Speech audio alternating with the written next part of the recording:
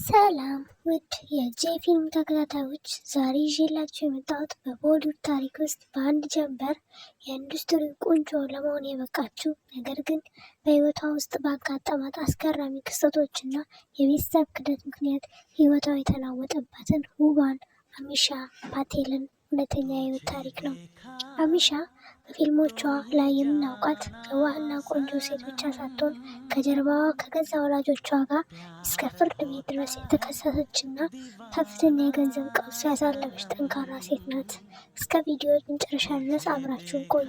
ለቻናላችን አዲስ ከሆናችሁ ሰብስክራይብ ማድረጋችሁን እንዳትረሱ።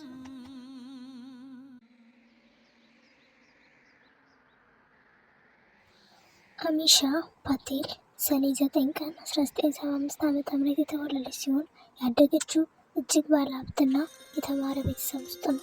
አያቷ የታወቁ የፖለቲካ መሪ ነበሩ። አሚሻ ራሷ በትምህርቷ በጣም ጎበዝ ስለነበረች አሜሪካ በመሄድ በኢኮኖሚክስ ትምህርት በከፍተኛ ማዕረግ የተመረቀች የወርቅ ተሸላሚ ናት። ወደ ህንድ ሀገር ከተመለሰች በኋላ በአንድ ኢኮኖሚክስ ተቋም ውስጥ በሙያ መስራት ጀምራ ነበር። ነገር ግን ውበቷና የተፈጥሮ ችሎታ ወደ ፊልም ዓለም እንዲመራ አደረጋት። ገና በመጀመሪያ ፊልሟ ነበር መላው ህንድን ያናወጠችው።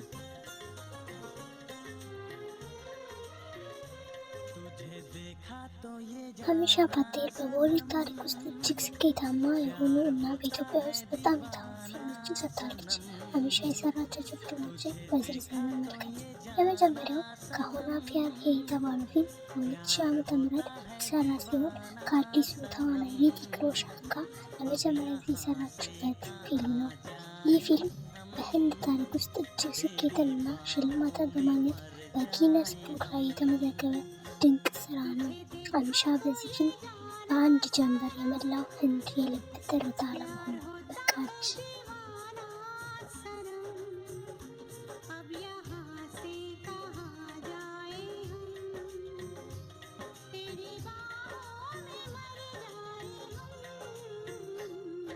በሁለተኛ ደረጃ ጋዳር ኤክ ፕሬም ካታ የተባለው ፊልም በ2001 ዓ.ም የተሰራ ሲሆን ከሰኒ ዲዮል ጋር በጥምረት የሰራችበት ታሪካዊ ፊልም ነው። በዚህ ፊልም ላይ ሰኪና የተባለ የፓኪስታን ሙስሊም ወጣት ሆና የተጫወተች ሲሆን ፊልሙ በወቅቱ የቦሊውድን የገቢ ክብረ ወሰን በሙሉ ሰባብሮ በማለፍ በታሪክ ውስጥ ትልቁ ፊልም ለመሆን በቅቷል። የአሚሻ የትወና ብቃት ከፍተኛ አድናቆትን አትርፎላታል።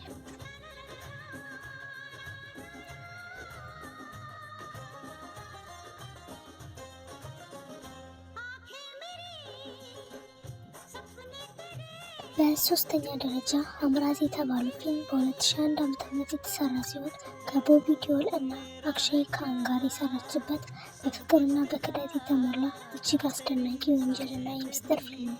በዚህ ፊልም ላይ ባሳየችው ድንቅ ብቃት ለምርጥ ተዋናይት ሽልማት ታጭታ ነው።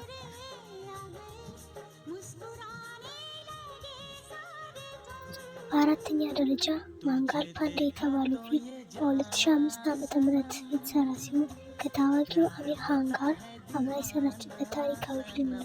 በዚህ ፊልም ላይ አንዲት ምስኪን መበለት ሆና የተጫወተች ሲሆን የተለየ የትወና ስልቷን ያሳየችበት ነበር።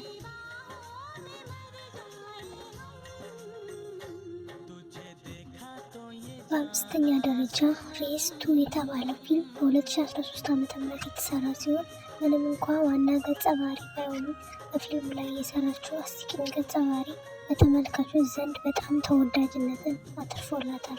እንዲሁም በስድስተኛ ደረጃ ጋዳር 2 የተባለው ፊልም በ2023 የተሰራ ሲሆን ከ22 ዓመት በኋላ በድጋሚ ከሰኒ ዲዮል ጋር በመሆን ወደ ትልቁ ስክሪን የተመለሰችበትና በቦክስ ኦፊስ ላይ በሚሊዮን የሚቆጠር ገቢ በማምጣት ቦሊውድን ያስደነገጠ ታላቅ ፊልም ነው።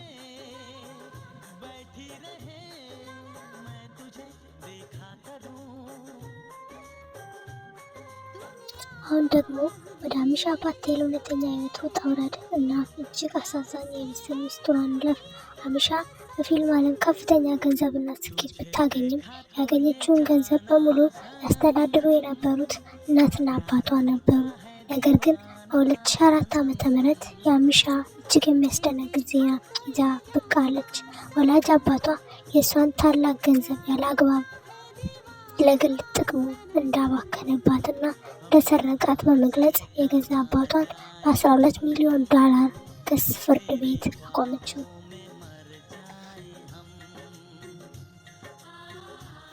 ይህ ክስተት በህንድ ሚዲያ ላይ ትልቅ መነጋገሪያ የነበረ ሲሆን ወላጆቿም አሚሻን ከቤት አባረዋታል። በአንድ ወቅት እናቷ በጫማ እየመታቻት ከቤት እንዳስወጣቻት አሚሻ በይፋ ተናግራለች። በዚህም የቤተሰብ ጠብ ምክንያት አሚሻ ለብዙ ዓመታት ከወላጆቿ ጋር ሳትነጋገር ኖራለች። ከዚህም በተጨማሪ በህይወቷ ውስጥ በርካታ የፍቅር ግንኙነቶች ብታረግም አንዳቸውም ሳይሳኩ በመቅረታቸው እስካሁን ድረስ ትዳር ሳትመሰርት ብቻዋን ትገኛለች።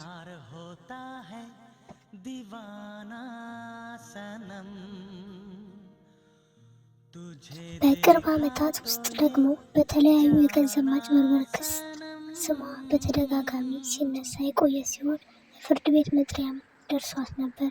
ነገር ግን በ2023 ዓ.ም በጋዳር 2 ፊልም ባስመዘገበችው ስኬት እንደገና ወደ መዝናኛው ዓለም በክብር ለመመለስ በቅታለች። አሚሻ በትምህርቷ ንግስት፣ በፊልሙ ዓለም ስኬታማ፣ ነገር ግን በግል ህይወቷ የቤተሰብ ክደት የገጠማት አስገራሚ ሴት ናት።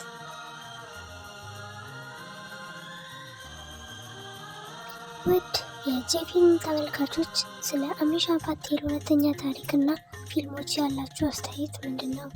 ከሰራቻችሁ ፊልሞች ይበልጥ የሚመቻችሁ የቱ ነው? በሚቀጥለው ቪዲዮ ስለ የትኛው የቦሊውድ ኮከብ ታሪክ እንድሰራላችሁ ትፈልጋላችሁ? አስተያየታችሁን ኮሜንት ላይ ጻፉልኝ። ቪዲዮውን ከወደዳችሁት ላይክ እና ሼር ማድረግን አትርሱ። በሚቀጥለው ቪዲዮ እስከምንገናኝ ድረስ ሰላም ሁኑ። ቻው።